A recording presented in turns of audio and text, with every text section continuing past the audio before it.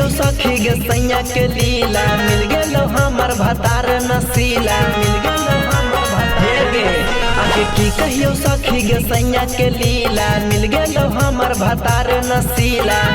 कि जहिया आई तो बिना पीले अचरा ओढ़ के सोतो, कि नतिया आई तो बिना पीले अचरा ओढ़ के सोतो। जहिया आई तो भांगल हवा तड़िया पी के तसरिया रतिया खोल के लेता।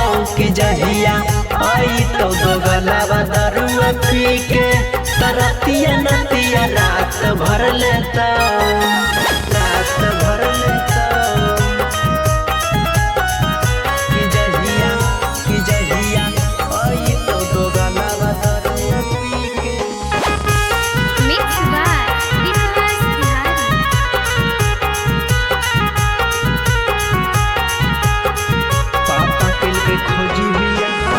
पापा कल के खोजी बिया हवा केतनो निमन बर घर गे।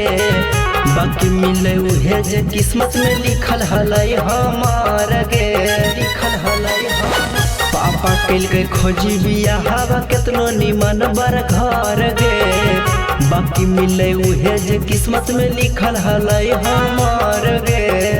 कि जहिया रहत मूड बनैले एने ओने दम भर टोतो।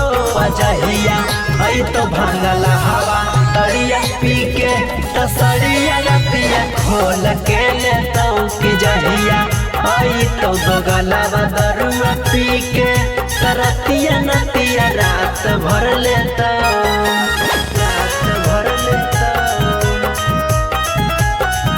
कि जहिया आई तो दो गलावा दारुआ पी के। Jahra Music Recording Studio, Sehpura, Dhanaua.